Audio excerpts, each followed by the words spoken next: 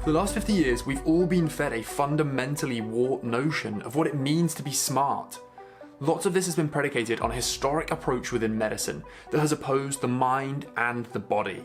The same reason mental health has only really entered mainstream medicine within the last 10 years.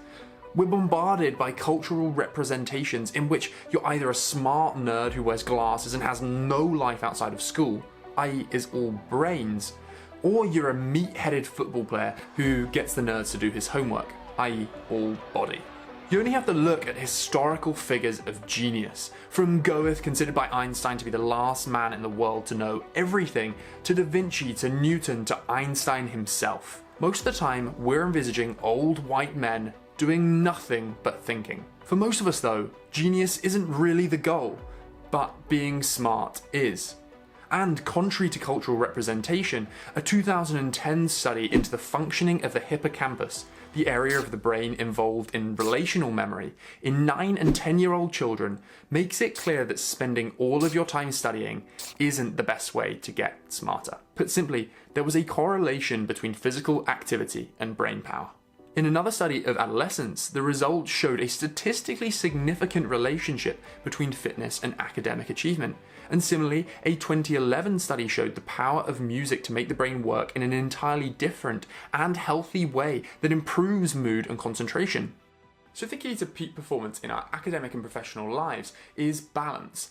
How can we balance all of the studying and work that we have to do with the stuff that we actually want to do? So if you're watching this, you likely have some personal experience of what scientists call Netflix and guilt. Okay, no scientists actually call it that, but Netflix and guilt. To watch 2 hours of back-to-back sex education while you should be studying, and then feel guilty about it. Before we go into how you can manage your life to fit in all of the other stuff that you want to do around your studying, I think it's important to set out a hypothesis that underlies my views on what makes successful people successful.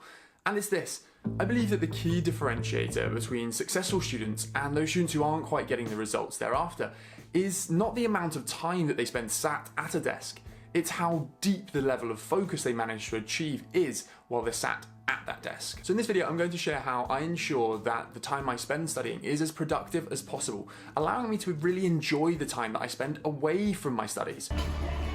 And it's important to remember that the relationship between your effectiveness and your productivity while you're working and your enjoyment of life is symbiotic.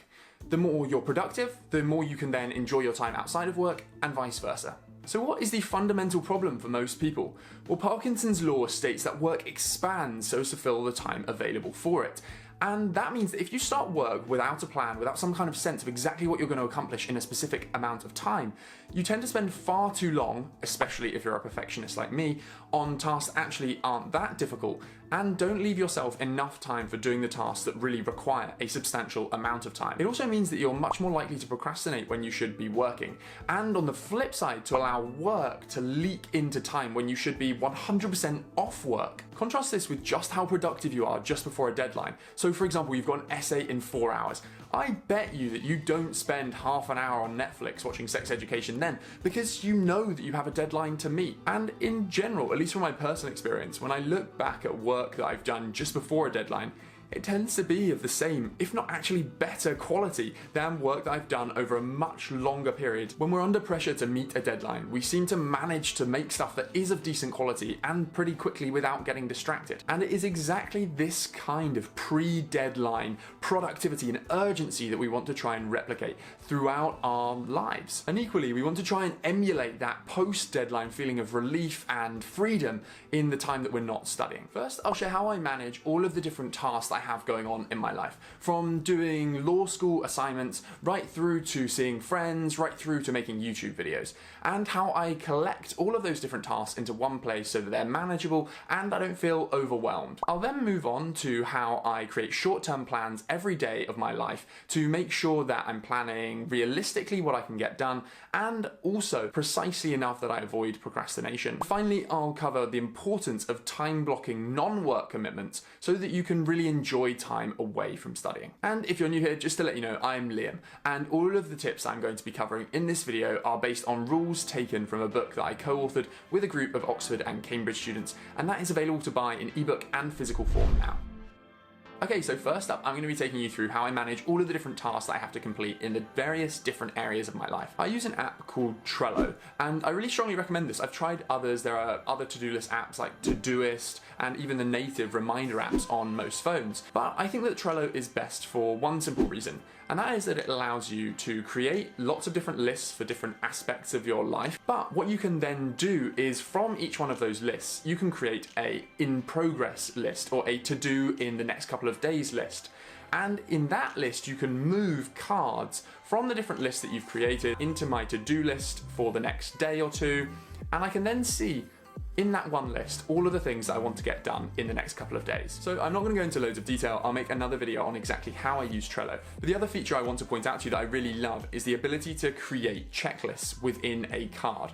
So I have my BLP9 card, which is my business law and practice module that I'm working on, and I then can create a checklist within that. One to read the lecture notes and watch the lecture, another to make my own notes, another to prepare for the small group session, and finally I'll create one to consolidate. And basically I go through and check those off as I make progress.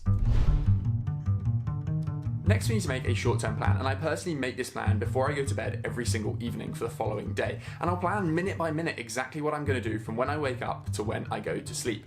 And I know it may seem crazy, but I find that this is the only real way to avoid procrastination and to really enjoy the time that I have off from studying or working. And as my good friend Rob Blakey says in his book, I Hate Revision, studying without a plan is like going somewhere without a map. You don't know where you're going or how long the journey will take. I've historically used a physical filofax and handwritten my plan for each day before I go to bed, but now because I'm moving between lots of different places, I'm currently using the Apple Calendar on my phone and Mac. It's up to you really what you do. It doesn't particularly matter, the process is exactly the same. I basically look through all of the different tasks that I have to do in my Trello list and combine that with the tasks that are already in my calendar. So for example, classes that I already have scheduled in, and I'll basically fit in things from my Trello priority to-do list into my calendar. So for the day, I will plan each and every minute what I'm going to do in terms of work, and then I'll fill up all of the rest of the time with stuff I actually want to do, whether it's Netflix or seeing my girlfriend or eating. You get the picture. A couple of points to make here. And the first one is that you know yourself better than anyone. You know when you're most likely to be productive. So try and plan your day accordingly. For me, for example, I'm generally pretty productive in the morning and also in the evening, but in the middle of the day around lunchtime, I kind of suck. And the second pointer is to try and work out what the ideal session length is for you for your study sessions at different times during the day. Now, I know loads of people who seem to plan like I'll do 2 or 3 hours solid of work, and I personally feel like they must be procrastinating a lot. I cannot stay focused for 2 or 3 hours without having a single break or maybe only 5-minute breaks using the Pomodoro technique. So for me personally, it's generally around an hour to an hour and a half in the morning. I'll then have around 50 minutes around lunchtime and then maybe back up to an hour in the later afternoon and evening. And the final thing to say is that you should not only be planning the times precisely, but also what you're going to be studying or working on precisely. Set yourself a challenge of what you're going to accomplish and work towards that. And try to be, yes, realistic, but also push yourself on what you can realistically get done in that time. Take a leaf out of Elon Musk's book and what he does at Tesla. He will often set his employees tasks that he knows are way beyond what they can actually reasonably do in the time he gives them. But he finds that, for example, using the metaphor of a journey, when you set yourself the goal of going somewhere that's 100 miles away, and you push to try and get there as quickly as you can in the next 4 hours, and you only get 80 miles of the way, that is much better than if he'd set you the goal of you only getting to somewhere that's 60 miles away. So in this final part of the video, I really want to get back, I guess, to the essence of why I believe I'm smart. And I cringe saying that because I hate any notion of innate intelligence or any sense that I'm naturally smarter than other people. But I think I want to return and really reflect on how I think I've got smarter since I was 17 or 18. And I think it is this fundamental mind shift and this realization that the relationship between enjoyment of life and productivity is symbiotic. Blocking out time when you're going to be working and focus 100% on something, not thinking about anything else and procrastinating as little as possible has obvious benefits. When it comes to blocking out time for hobbies or even just watching TV or seeing your girlfriend, I think planning this time so precisely feels a little bit like we're entering the realm of organised fun. Like you're jokingly making your girlfriend or boyfriend or wife or husband sign into your calendar like a client, and that's sort of a joke that people make, like I have to book into my husband or wife's calendar because they're so busy. But I think that's kind of what we're talking about. And I mean, I'm not saying that you have to plan exactly what you're going to do with your girlfriend or boyfriend, don't want to know, or exactly what shows you're going to watch, or exactly where you're going to do, or what you're going to do in this free time. The point is to schedule it in so that it's protected time and so that work can't leak into that time. Fundamentally, I found that blocking out time for enjoyment does three things. First of all, it means that I have motivation. I have a reward, a tangible reward at the end of my study or work session. And I find that I'm so much more productive and so much more focused, for example, during a study session, when I know that after it, I'm going to be free for the rest of the day and I'm going to be able to go out for dinner with my girlfriend, or I'm going to be able to edit this YouTube video.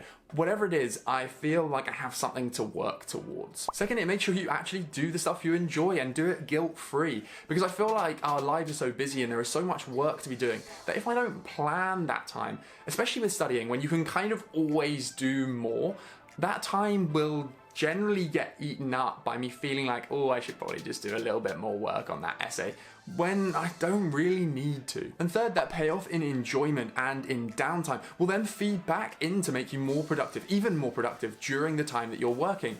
And I really, if there's one thing you take away from this video, please let it be the fundamental mind shift that I guess I've really undergone in the last 3 or 4 years, which is to move away from a place where you feel like fun time is sort of like wasted time, and towards realizing that not only is enjoyment enjoyable, but it's also a fundamental component in a formula for success. Now you know how to plan your time effectively and stay focused, you need to go and watch my video on spaced repetition, in which I share how to implement the most important study or educational principle in your day-to-day life.